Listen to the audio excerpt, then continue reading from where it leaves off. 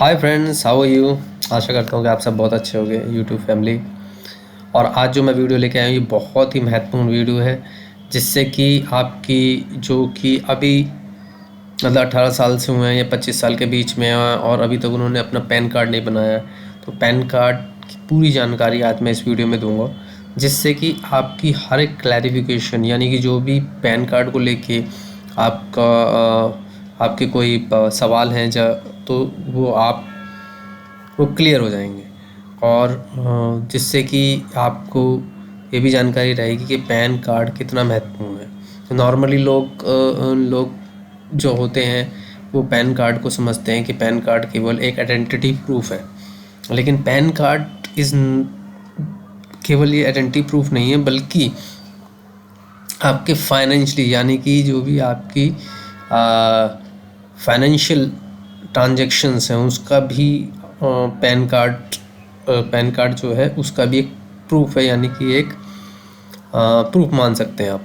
और pan card के बारे में आज मैं पूरी जानकारी इसलिए लेके आया हूँ क्योंकि बहुत सारे लोगों में भ्रम है, बहुत सारे पैन कार्ड को लेके, और लोग जानते ही नहीं। पैन कार्ड तो बनवा भी लेते हैं लेकिन वो जानते ही नहीं पैन कार्ड के फ़ायदे क्या हैं, नुकसान क्या हैं, और इससे मतलब वो पूरी तरह से जानकारी नहीं रखते, जिसके कारण उनको नुकसान भी हो जाता है। कई बार उनकी बहुत सारी चीज़ें जो भी फाइनेंशियल से रिलेटेड है वो लीक हो जाती हैं, जो कि उनको जो है फिर जो है आर्थिक रूप से नुकसान होता है। तो मैं आज ये वीडियो स्टार्ट करता हूँ। आइए मैं अपने जो मेरा कंप्यूटर स्क्रीन है मैं आपको इस पर दिखाता हूँ सारी चीज़ें। आशा करता हूँ कि आप पूरी बातों को समझ पाएंगे और ये जानकारी आपको बहुत उपयोगी रहेगी और आप इससे बहुत ही फ़ायदा उठा पाएंगे। तो आइए पहले मैं आपको ये बताना चाहूँगा पैन कार्ड क्या है। पैन कार्ड को जो फुल फॉर्म है वो है परमानेंट अकाउंट नंबर, जो कि एक 10 अंकों का अल्फ़ा न्यूमेरिक बोलते हैं उसे। अल्फ़ा न्यूमेरिक मतलब कि उसमें जो है अल्फ़ाबेट भी होते हैं और न्यूमेरिक भी होता है। 5 शुरुआत के जो अक्षर होते हैं वो अल्फ़ाबेट होते हैं, यानी ABCD इस तरह से, और लास्ट के जो 5 होते हैं, लास्ट के 4 मतलब अंतिम 4 जो होते हैं, जो उसके बाद के 4 अंक होते हैं वो आपके नंबर होते हैं, और लास्ट अंक फिर से आपका जो है एक जो है वो होता है, अल्फ़ा होता है। आइए मैं इसका एक एग्जांपल आपको बताता हूँ कि जैसे कि इसमें देखिए 10 अंकों का होता है, और ये कौन जारी करता है? ये जारी करता है आपको, क्योंकि आयकर विभाग, इनकम टैक्स डिपार्टमेंट भारत सरकार द्वारा जारी किया जाता है। ठीक है। पैन कार्ड का मुख्य उद्देश्य क्या है? अल्फ़ा न्यूमेरिक में आपको ये बता देता हूँ, यहाँ पे थोड़ा सा एग्जांपल देके बताता हूँ। जैसे कि मान लीजिए ABCDE, उसके बाद आपका 4 न्यूमेरिक, और उसके बाद एक आपने फिर से आपका अल्फ़ाबेट। थोड़ा सा मैं इसको क्लोज कर देता हूँ, बड़ा कर देता हूँ, जिससे कि आपको ये दिखाई दे सके। ये देखिए इस तरह से। और ये जो अक्षर होता है ना, ये चौथा अक्षर जो होता है, चौथा हमेशा ध्यान रखिए, चौथा अक्षर जो है वो डिनोट करता है कि ये किसी इंडिविजुअल का है, यानी पर्सनल का है, या किसी फर्म का है, या किसी कंपनी का है।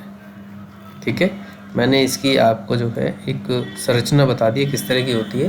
ये 10 अंकों का अल्फ़ा न्यूमेरिक नंबर होता है, जो कि भारत सरकार के द्वारा जारी किया जाता है, आयकर विभाग द्वारा। ठीक है। और आइए इसके उद्देश्य क्या होते हैं पैन कार्ड के, वो जान लेते हैं। उद्देश्य होते हैं व्यक्ति या संस्था सभी वित्तीय लेन देन को ट्रैक करना। व्यक्ति यानी अगर मेरा कोई इंडिविजुअल पैन कार्ड है तो वो मेरा हो गया, यानी पर्सनल हो गया। ओके। और एक अगर कोई कंपनी का है तो कंपनी का भी पैन कार्ड होता है। कंपनी है, फर्म है, वो अपना पैन कार्ड बनवाती है, लेकिन उसके नाम पे उस फर्म का नाम होता है। जैसे आपका पैन कार्ड होगा तो आपका नाम होगा, अगर फर्म का है तो उसका फर्म का नाम होगा। ओके। तो इस तरह से पैन कार्ड रहता है। तो ये पैन कार्ड क्या करता है? पैन कार्ड से आपके वित्तीय लेन देन का ट्रैक करना होता है।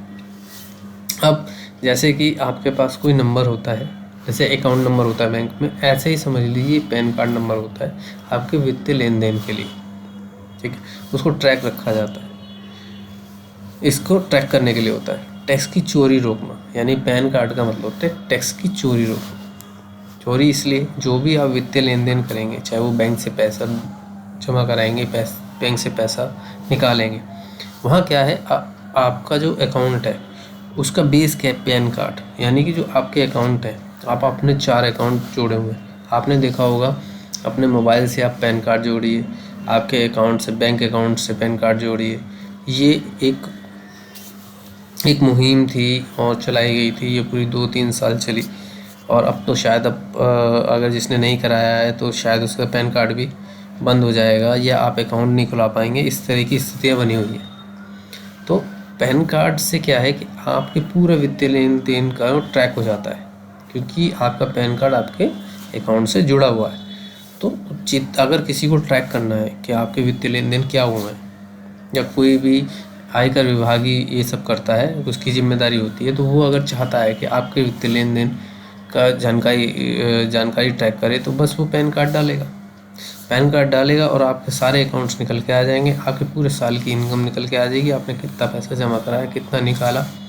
और अगर कोई भी असावधानिक या कोई ऐसी ट्रांजेक्शन होगी जो लाखों की, हज़ारों की, वो उसे ट्रैक कर सकते हैं और आपसे उसका जवाब मांग सकते हैं। तो ये एक तरह से वो इस तरह से ट्रैक किया जा सकता है। तो पैन कार्ड इस बहुत ही मतलब कि मैं कह सकता हूँ बहुत ही एक ऐसा नंबर है जो कि बहुत महत्वपूर्ण है। आयकर और टैक्स से जुड़ा पूरा रिकॉर्ड एक जगह रखना, यानी कि जब आपका पैन कार्ड आपके अकाउंट से जुड़ गया, सारे अकाउंट से जुड़ गया, तो सारा ट्रैक आ जाएगा, पूरे साल का लेन देन आ जाएगा कि आपने कितना कमाया, कितना आपके बैंक से गया, सारा ट्रैक हो जाएगा। तो यही बैंक जो इनकम टैक्स डिपार्टमेंट चाहता है। तो ये बहुत ही महत्वपूर्ण नंबर है। और इसका महत्वपूर्ण ये नहीं कि आप पैन कार्ड नहीं बनवाएंगे। अगर आपने पैन कार्ड नहीं बनवाया तो पहली बात, अब ज़रूरी है पैन कार्ड को लिंक कराना अपने अकाउंट में, तो आपका अकाउंट ही नहीं खुलेगा। आप अकाउंट खुलवाने जाएंगे तो नहीं खुलेगा। तो बहुत ज़रूरी हो गया, यानी कि पैन कार्ड पूरे जीवन भर वैधता रहती है और बदलता नहीं है। यानी पैन कार्ड अगर आपका एक बार आपको मिल गया तो वो ही नंबर रहेगा, उसके अलावा आप चेंज नहीं करा सकते अपने पूरा जीवन भर। आइए आगे बढ़ते हैं। पैन कार्ड के क्या क्या फ़ायदे होते हैं। अब देखिए, मैं फ़ायदे बता रहा हूँ आपको। आयकर से जुड़े फ़ायदे, इनकम टैक्स रिटर्न, यानी जब भी आप इनकम टैक्स रिटर्न भरने जाएंगे तो पैन कार्ड नंबर ही डालेंगे। उनका बेस ही यही होता है। जैसे ही आप इनकम टैक्स की साइट खोलते हैं तो यहाँ पे आपको पैन कार्ड नंबर मांगता है। मैं आपको एक बार ऑप्शन दिखा भी देखता हूँ। यहाँ पे जैसे आप इनकम टैक्स की साइट पे जाएंगे, .incometax government.in, देखिए ये मैं इनकम टैक्स की साइट पे आ गया।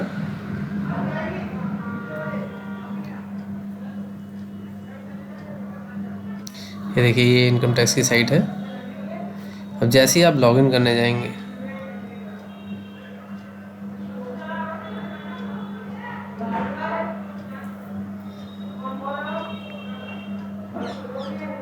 थोड़ा सा समय लग रहा है।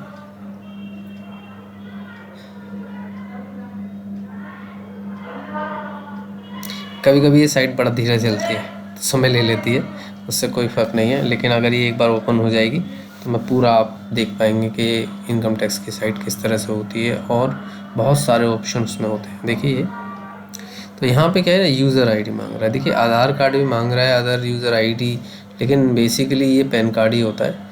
आधार कार्ड से भी आप कर सकते हैं, लेकिन पैन कार्ड भी एक महत्व है, यानी पैन कार्ड के थ्रू आप लॉगिन यहाँ पे कर लेते हैं। ठीक, तो इस तरह से आप इनकम टैक्स की साइट पे अगर आपका नंबर है तो आप यहाँ पे ITR भरने के लिए बाध्य हो जाते हैं।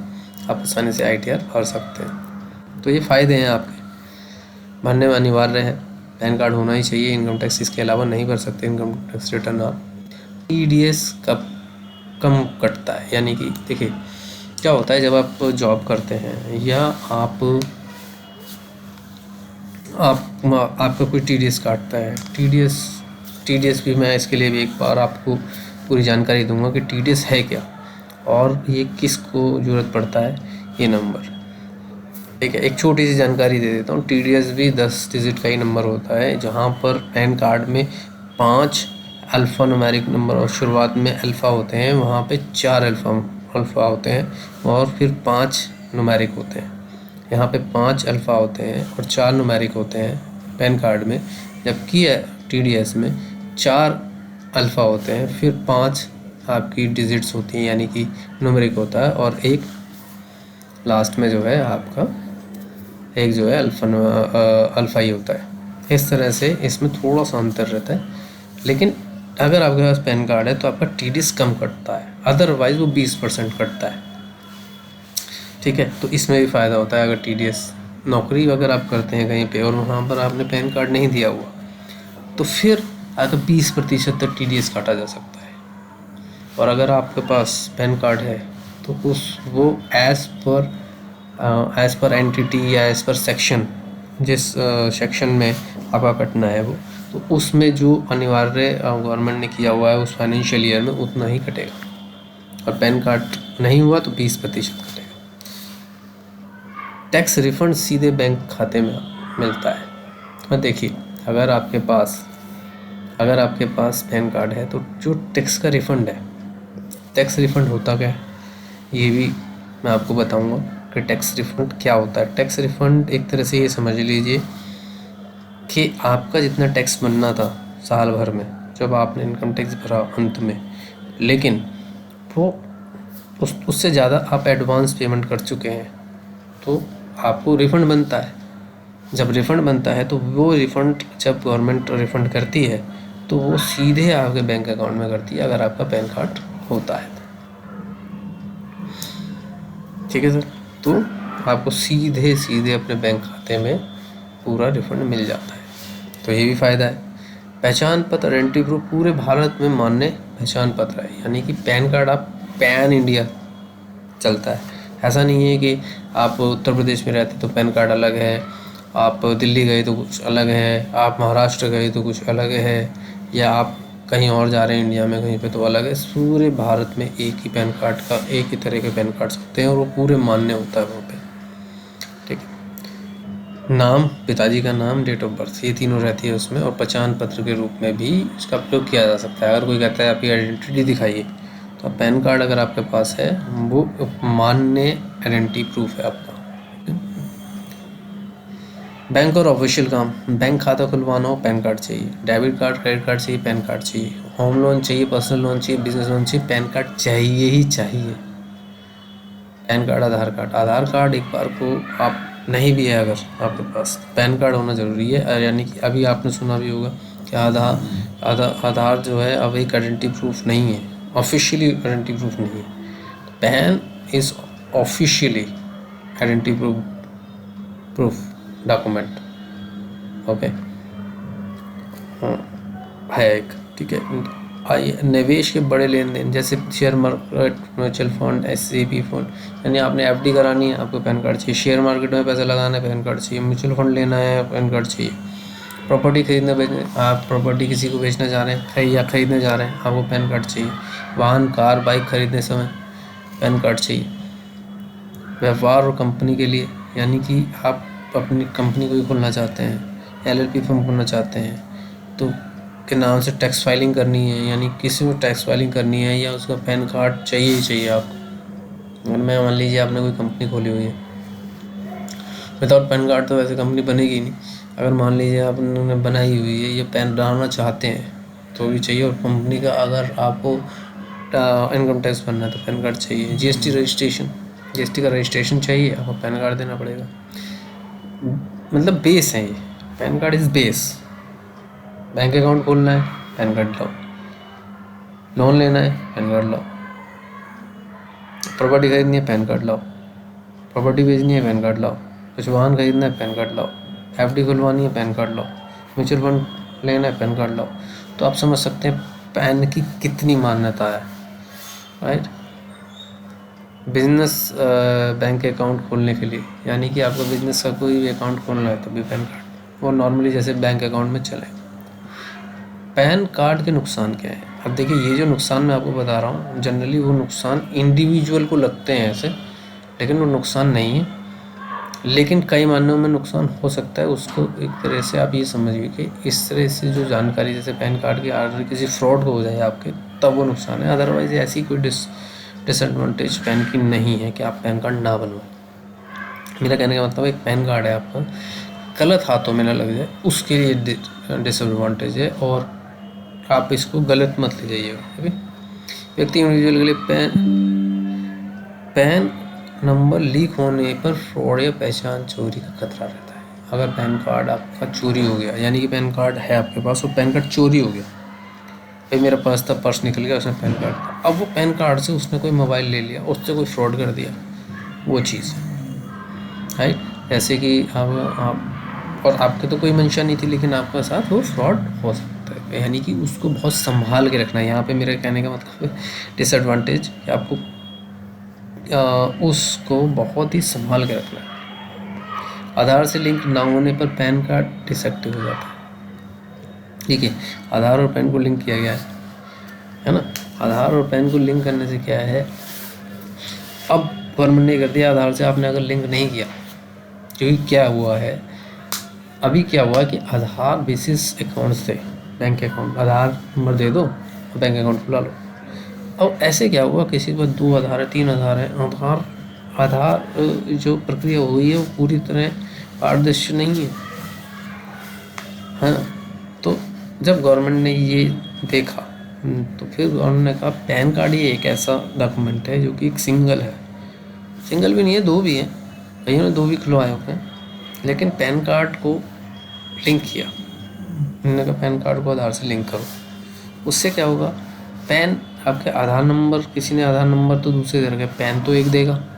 अगर पैन एक देगा, आधार अलग अलग हैं, तो उसी व्यक्ति का अकाउंट है, अगर उसी व्यक्ति का अकाउंट है तो उसका जो फाइनेंशियल है या आर्थिक पूरी लेन देन ट्रैक कर सकती है।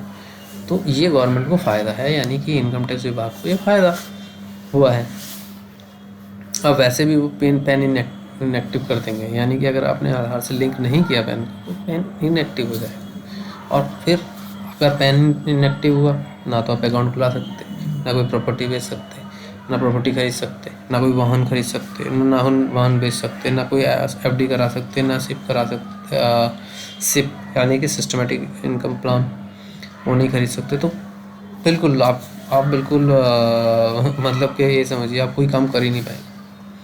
दूसरा, एक से ज़्यादा पैन रखना कानूनी अपराध है, 10,000 का जुर्माना बिजनेस और बिजनेसेस के लिए। देखिए 10,000 तक का जुर्माना है अगर आपने 2 पैन कार्ड बनवा लिए। अब बनवा लेते हैं, किसी ने किसी दूसरे डॉक्यूमेंट दे के दूसरे आधार पर बनवा लिया, और दूसरे एड्रेस पर बना लिया, एक ने किसी और एड्रेस पर बना लिया, तो ये भी बहुत ही गलत है और इतना जुर्माना भी लगाया जा सकता है। यहाँ तक कि अब तो इसमें और भी सख्त कानून बनाए जा रहे हैं। सभी लेन देन बैंक से ट्रैक होते हैं, टैक्स की सख्ती निगरानी, यानी कि अगर ट्रैक हो जाएंगे तो ऑब्वियस सी बात है कि टैक्स भी ट्रैक हो जाएगा, और अगर आपने टैक्स में कोई चोरी करी होगी तो बिल्कुल आपको नोटिस भी आएगी, पेनल्टी लगेगी। ओके, रेगुलर टैक्स फाइलिंग ज़रूरी, नहीं तो जुर्माना। देखिए अब क्या है, मैंने आपको बताया था कि ये सब आपके जैसे पेनल्टी, नोटिस, ये तो डिपार्टमेंट तो करेगा ही करेगा, यानी डिसएडवांटेज हो जाते हैं। पैन कार्ड है तो ट्रैक हो जाएगी आपकी फाइनेंशियली। अगर गवर्नमेंट के नज़रिए से देखें तो फ़ायदा है, अगर आपके नज़रिए से देखें तो आपको नुकसान हो रहा है, लेकिन ये बहुत ज़रूरी है, यानी कि ये सब आपके पैन कार्ड से सारे ट्रैक हो जाते हैं।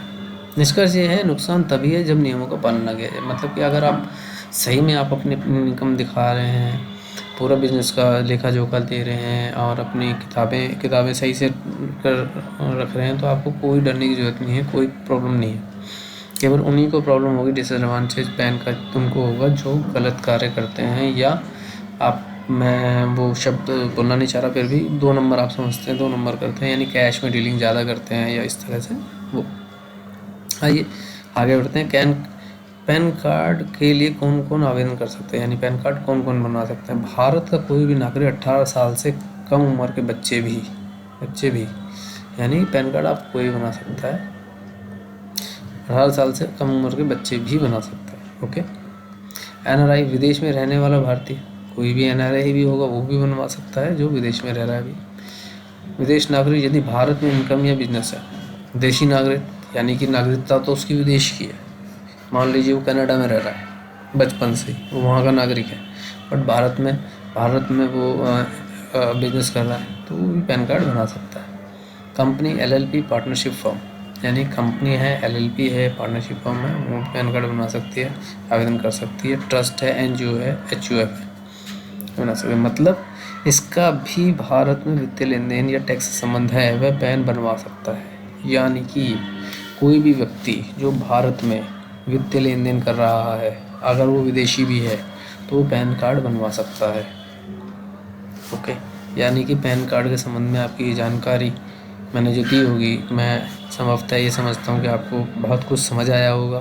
पैन कार्ड कितना ज़रूरी है आज के टाइम में। तो पैन कार्ड आप बनवाएं, अगर नहीं बनवाया तो बनाइए, अगर बनवाया नहीं है उसके लिए भी मैं जगह आपको बता देता हूँ। पैन कार्ड कहाँ से बनवाएं, अब ये भी आप जानना चाहेंगे पैन कार्ड कहाँ से बनवाएं।